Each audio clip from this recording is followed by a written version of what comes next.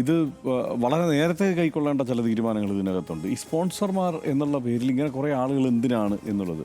ഒരു ഇപ്പോൾ ദേവസ്വം ബോർഡിന് കീഴിലുള്ള ഒരു ക്ഷേത്രമാണ് ശബരിമല. ശബരിമലയ്ക്ക് ഇനിയിപ്പോൾ പ്രത്യേകിച്ചും ഭക്തരെ പരസ്യം കൊടുത്ത് അല്ലെങ്കിൽ ആരെങ്കിലും ക്യാൻവാസ് ചെയ്ത് കൊണ്ടുവരേണ്ട കാര്യമില്ല.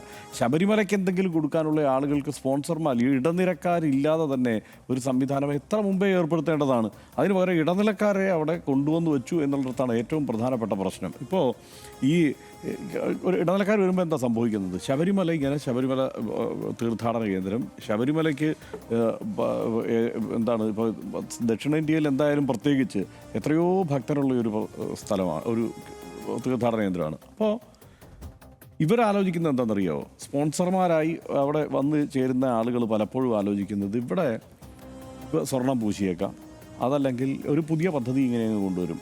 ഇപ്പോൾ ഈ ഉണ്ണികൃഷ്ണൻ പോറ്റിയെ പോലെയുള്ള കക്ഷികൾ അവിടെ ഒരു തിരുവാഭരണത്തിന് ഒന്ന് പുതുക്കിയേക്കാം, അല്ലെങ്കിൽ അവിടെ ഒരു കാണിക്ക വഞ്ചി പണിതേക്കാം. ഇതൊരു പദ്ധതിയാക്കി എടുക്കുക. ഇതാണ് ഇവരുടെ പ്രോജക്റ്റ്. ഈ പ്രോജക്റ്റിന് വേണ്ടിയിട്ടുള്ള പിരിവാണ് പിന്നെ നടക്കുന്നത്. അവരുടെ ബിസിനസ്സാണത്. അപ്പോൾ ശബരിമല നോക്കുമ്പോൾ എന്താണ്, ശബരിമലയിൽ പുതിയ കാണിക്ക വഞ്ചി വന്നു, സ്വർണം പൂശി എന്നുള്ളതാണ്. പക്ഷേ ഇവിടെ അതിനെ ഉപജീവിക്കാൻ വേണ്ടിയിട്ട് കുറേ പേരെ അങ്ങനെ ആധികാരികമായി ചുമതലപ്പെടുത്തി വിടുന്നത് എന്ത് മോശം സംഗതിയാണ്. ഇവരിങ്ങനെ നാട് നീളം നടന്ന് പിരിക്കും. ഇവർ ആന്ധ്രാപ്രദേശിലും തെലങ്കാനയിലും മറ്റു പല സ്ഥലങ്ങളിലും പോയി പിരിക്കും. ഇതിനൊക്കെ പലരും കൂട്ടുനിൽക്കുന്നു. ഞാൻ പറഞ്ഞല്ലേ, ഇത് തന്ത്രി അടക്കമുള്ള ആളുകൾക്കെതിരെ ആരോപണം ഉയർന്നല്ലോ, അത് കേസിൽ പ്രതിയാവുന്ന സ്ഥിതി ഉണ്ടായല്ലോ. അപ്പോൾ ഇവരെല്ലാവരും, അല്ലെങ്കിൽ അവിടുത്തെ ഉദ്യോഗസ്ഥ പ്രമാണിമാരെല്ലാവരും ഇതിനെ എല്ലാ അർത്ഥത്തിലും ഒരു കറവ പശുവായി ശബരിമലയെ കൊണ്ടു നടക്കുന്ന സ്ഥിതി, അല്ലെങ്കിൽ അങ്ങനെ ഊറ്റാനുള്ള ഒരു സാധ്യതയായി ശബരിമലയെ അല്ലെങ്കിൽ ഈ തീർത്ഥാടന കേന്ദ്രത്തെ കാണുന്ന ഒരു സ്ഥിതിയാണുള്ളത്. അപ്പോൾ അതിന് തീർച്ചയായും അതിനൊരു അവസാനം വരേണ്ടതുണ്ട്. അതുകൊണ്ട് ഈ സ്പോൺസർമാരെ മാറ്റിയ നടപടി എന്ന് പറയുന്നത് ഏറ്റവും മികച്ച തീരുമാനമായി തന്നെ കാണണം. ഇനി അങ്ങനെ ശബരിമലയ്ക്ക് ഇനി ഇപ്പോൾ വരുമാനമൊന്നും വരാതെ അങ്ങ് വലിയ കഷ്ടത്തിലായിപ്പോയി എന്നുള്ളൊരവസ്ഥയിലേക്ക് എന്തായാലും പോകാൻ പോകുന്നില്ല.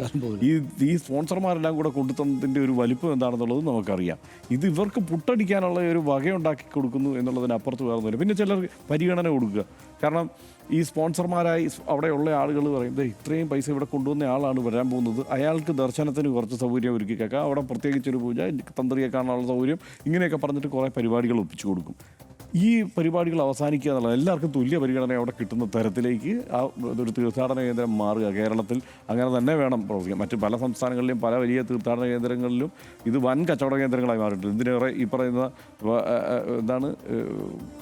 ഇവിടെ അയോധ്യയിലെ രാമക്ഷേത്രം വരെ കച്ചവട സ്ഥാപനമാക്കി ആണ് അവിടെ കൊണ്ടു നടക്കുന്നവർ ഇപ്പോൾ കൈകാര്യം ചെയ്യുന്നത് എന്നുള്ളതാണല്ലോ വാസ്തവം.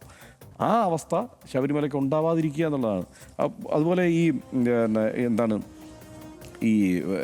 ഈ വിർച്വൽ ക്യൂ എന്നുള്ളത് ഇപ്പോൾ ഏതാണ്ട് പൂർണ്ണമായും വിർച്വൽ ക്യൂലേക്ക് പൂർണ്ണമായിട്ട് മാറ്റാൻ പറ്റില്ല. പക്ഷേ അതിന് വേണ്ടിയിട്ടുള്ള ഇടപെടലാണ് ഇപ്പോൾ നടത്തിക്കൊണ്ടിരിക്കുന്നത്. അതിൽ ഈ ക്യാമറകൾ 450 എണ്ണം സ്ഥാപിക്കാൻ പോകുന്നു. ഇത്തരം തീരുമാനങ്ങളെല്ലാം കൊള്ളാം. പിന്നെ ഒരു കാര്യമുണ്ട്, ഈ അയ്യപ്പ സംഗമം എന്നുള്ളത്, അയ്യപ്പന് ആവശ്യമുള്ള പരസ്യമൊക്കെ ഉണ്ട്, ഇനിയിപ്പോൾ പ്രത്യേകിച്ച് സംഗമം വേണ്ടതില്ല എന്നുള്ള തീരുമാനവും കൊള്ളാം. പക്ഷേ അയ്യപ്പ സംഗമത്തിൻ്റെ സമയത്തും പക്ഷേ ഈ ആലോചനകളുണ്ടായിരുന്നു. കാരണം അവിടെ നിന്ന് ഈ സ്പോൺസർമാരെ മാറ്റി നിർത്താൻ ആലോചിച്ചതിൻ്റെ ഭാഗമായിട്ടാണ് ഇപ്പോൾ ഉണ്ടായ ഈ പുകില്. അപ്പോൾ ഇവരെത്ര പവർഫുൾ ആണെന്നൊന്ന് ആലോചിച്ച് നോക്കും. അയ്യപ്പ സംഗമത്തിന് ഉണ്ണികൃഷ്ണൻ പോറ്റിയെ വിളിച്ചില്ല എന്നുള്ളതിൻ്റെ കൊതിക്കുറവിൽ നിന്നാണ് ഇപ്പോൾ ഉണ്ടായ ഈ ശബരിമല പ്രശ്നം മുഴുവൻ. അപ്പോൾ അങ്ങനെ ചില തീരുമാനങ്ങൾ ഇത്തവണ കൈക്കൊണ്ടിട്ടുണ്ട്. ഈ വിവാദങ്ങളുടെ എല്ലാം പശ്ചാത്തലത്തിൽ അതേക്കുറിച്ചൊക്കെ വിശദമായി പഠിച്ചു തന്നെയായിരിക്കാം ഈ തീരുമാനങ്ങളിലേക്ക് അവരെത്തിയിട്ടുണ്ടാവുക. ആ തീരുമാനങ്ങൾ കൊള്ളാം എന്നാണ് എനിക്ക് തോന്നുന്നത്.